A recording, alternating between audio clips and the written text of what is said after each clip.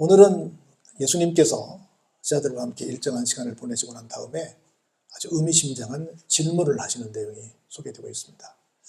우리 잘 아는 베드로의 신앙 고백이 여기서 나옵니다. 조금 더 억측이랄까, 조금 이렇게 편협하게 설명을 하면 어떤 하나님을 믿는 공동체에서는 베드로라고 하는 사람을 교황 일세로 세우고 베드로라고 하는 사람 위에 교회를 세웠다, 이렇게 주장을 합니다. 우리는 베드로라고 하는 사람이 한 신앙 고백 위에 교회를 세웠다, 거기를 기점으로 해서 신앙이 출발되었다, 이렇게.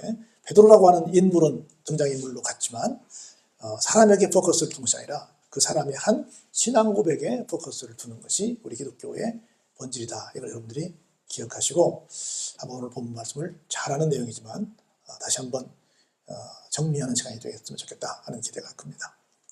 좀 전에도 말씀드렸지만 예수님과 예수님의 제자들의 대화를 나눕니다. 제자, 누군가를 선생으로 모시고 그 선생을 따라다니며 선생의 가르침을 받는 사람, 이렇게 아마 제자에 대해서 설명할 수 있을 거라고 봅니다. 제자는 여러 가지 많은 것들을 생각할 수 있겠지만 두 가지를 생각한다고 봐요. 첫 번째는 내 선생님이 과연 나에게 무엇을 가르치시고 계신가, 선생님이 가르치시는 그 내용을 우리가 파악하는 것이 제자의 도리라고 생각이 듭니다. 두 번째는 더 나아가 도대체 나에게 이런 가르침을 주시는 그 선생님은 어떤 분이실까를 파악하는 것도 중요합니다. 그래서 선생님이 주시는 어떤 내용만 배운다고 한다면 우리가 아마 선생님과 제자의 관계라고 말할 수 있을 거라고 봐요. 근데 좀 더 선생님을 본받는 삶을 산다고 한다면 아마 우리가 항상 하는 말이지만 좀 아픈 얘기죠. 현대에는 선생님과 제자는 있지만 스승과 제자는 찾아보기 어렵다, 이런 말을 합니다.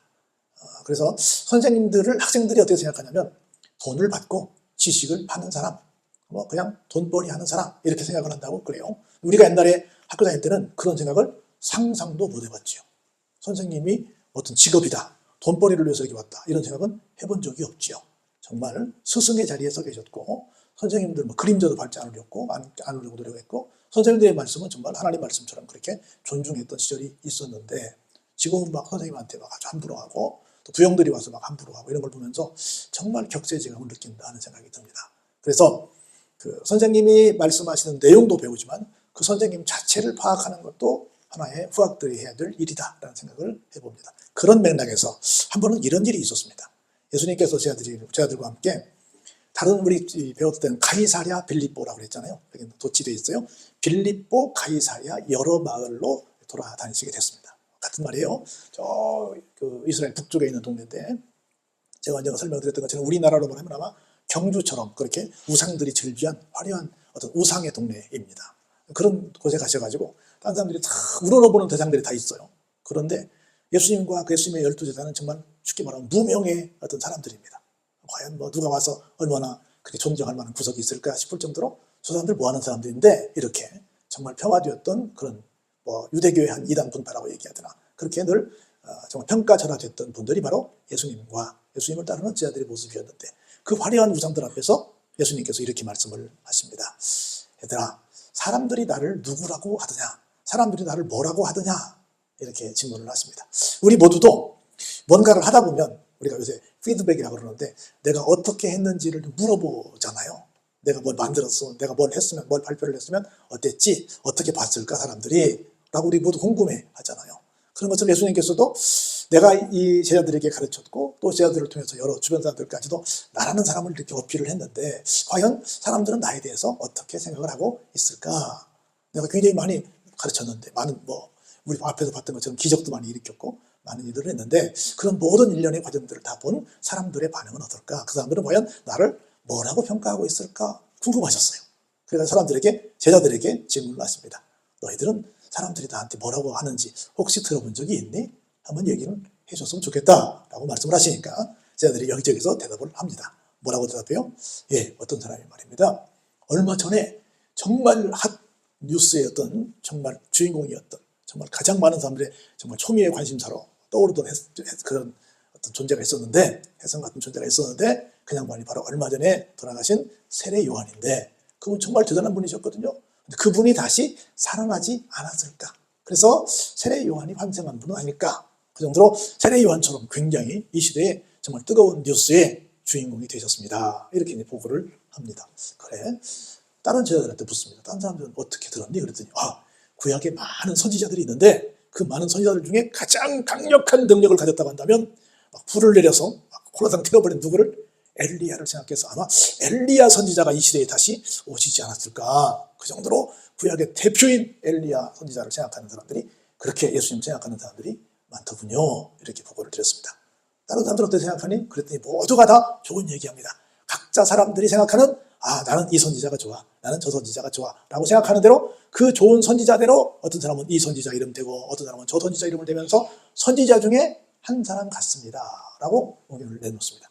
그러니까 세례 요한입니다, 엘리야입니다, 여러 선지자 중에 한 사람 같습니다 라고 막 많은 얘기를 하니까 그러네, 그렇게들 말하고 있구만. 그러시면서 예수님께서 정말 깊은 질문을 다시 한번 하십니다.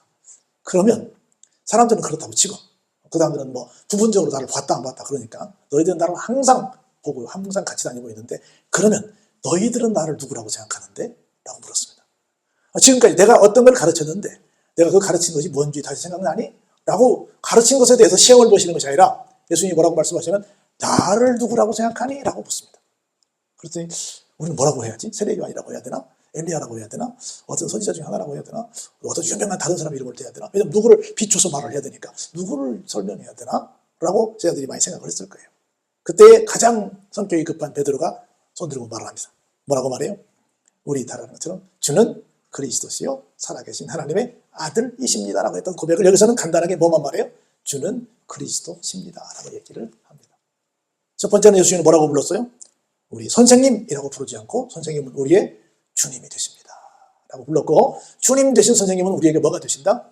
그리스도가 되십니다. 단순히 우리에게 지식을 가르치는 그냥 선생님이 아니라 하나님께서 보내신 우리를 온전히 자유케 하시는, 우리를 구원의 자리로 인도하시는 정말 킹이요 프리스트요 프로페시라고 하는 왕이요 제사장이요 선지자라고 할 수 있는 온전한 우리의 정말 구세주 예수 그리스도가 되십니다 라고 고백을 하게 됩니다. 이게 그리스도예요. 정말로 이게 꼭 알아야 될 본질입니다. 우리는 항상 누굴 믿습니까? 예수님을 믿습니다. 어떤 분을 믿는데요? 그 예수님은 그리스도입니다. 그 그리스도라는 건 영어로 킹, 왕이 되십니다. 프리스트, 제사장이 되십니다. 프로페트, 선지자, 예언자가 되십니다. 한 몸에 삼중직을 안고 우리의 구원주로서 완벽한 자격 조건을 갖추신 분이 바로 우리가 믿는 주라고 부르는 바로 예수 그리스도가 되십니다. 이렇게 고백하는 것이 이게 바로 신앙 고백입니다. 여러분 사도신경을 한번 자세히 보십시오. 전능하사 천지를 만드신 하나님, 그리고 성령을 믿사오며 그 중간에는 다 예수님에 대한 얘기예요. 동정녀 마리아에 태어나시고 본디오 빌라도에게서 고난을 받으시고 그리고 돌아가시고 또 죽으시고 또 부활하시고 승천하시고 전부 앞에 위아래 한 문장씩은 하나님 얘기고 그리고 전부 중간에 누구 얘기밖에 없어요? 예수님 얘기밖에 없어요. 그게 우리가 믿는 신앙 고백의 본질입니다. 그게 핵심 내용이에요. 그래서 주는 그리스도가 되십니다 라고 정말 확실한 컨페션 신앙 고백을 했어요. 그때 예수님께서 하시는 말씀을 자세히 들어보시기 바랍니다. 아무에게도 말하지 말라. 근데 조금 이따 말씀하시면 다시 말씀을 하세요. 본인이 아무에게도 말하지 말라 말씀하시는데 이게 뭐예요? 예수님이 구세주 되심을. 왜냐하면 아직은 사람들이 아무리 말을 해도 그 말을 이해도 못하고 믿지도 않을 거기 때문에 좀 이따가 나중에 성령께서 임하시고 난 다음에 하면 그때는 이제 먹힐 거야. 지금은 안 들으니 좀 참아라 이렇게 말씀을 하십니다. 그러면서 뭐라고 말씀하시냐면 비로소 그때부터 뭘 말씀하세요? 인자가, 예수님은 항상 하나님이시지만 나는 인자, 사람의 아들이다라고 본인을 굉장히 이렇게 겸손하게 표현을 하셨어요. 내가 많은 고난을 받을 거야. 그리고 버림받을 거야. 자세히 보세요. 누구에게 버림받습니까? 첫 번째, 장로들에게 버림을 받습니다. 두 번째, 대제사장들에게 버림을 받습니다. 세 번째, 누구에게? 서기관들에게 버림을 받습니다. 뭘 가리켜요? 교회의 지도자들에게 버림을 받는다는 거예요. 두 번째는 장로와 대제사장들과 서기관들은 뭐 하는 사람들이에요? 성경에 능한 사람들이란 말이죠. 성경을 잘 안다고 하는 사람들에게 어떻게 돼요? 버림을 받으십니다. 아침에 제가 설명을 드렸던 것처럼 이 사람들은 어떤 사람들이에요? 자기들의 고정관념을 절대로 놓지 않은 사람들입니다.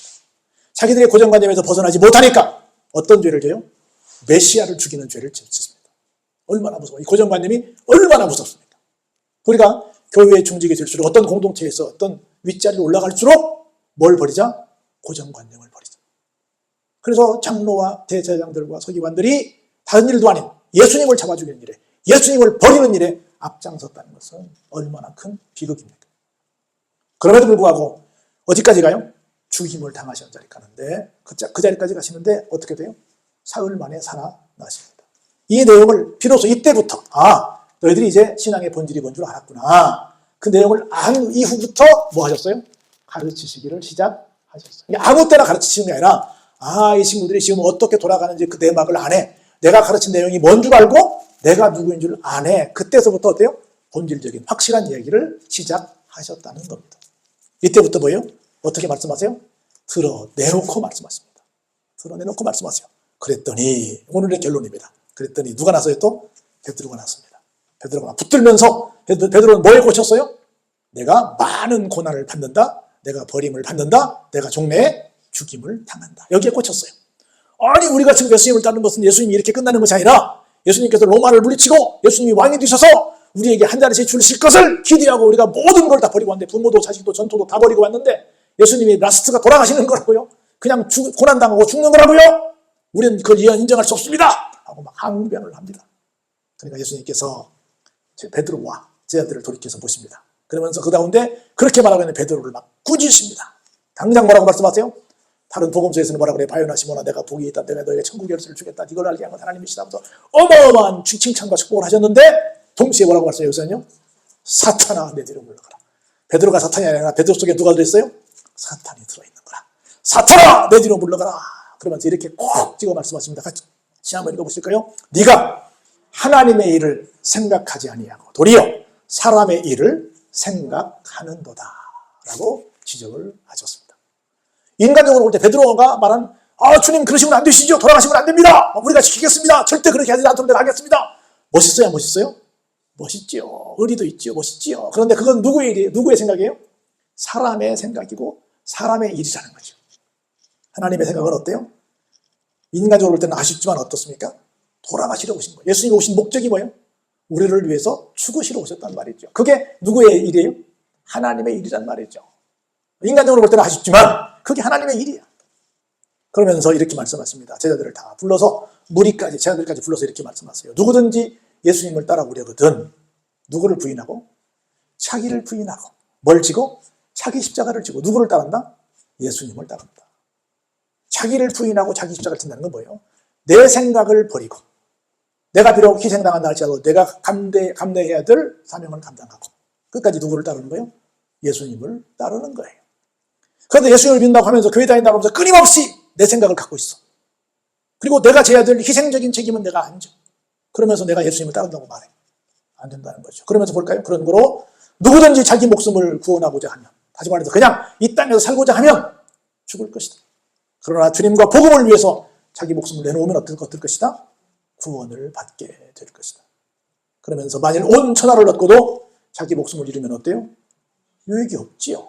사람이 목숨과 무엇과 바꿀 수 있어요? 없어요? 바꿀 수 없지요.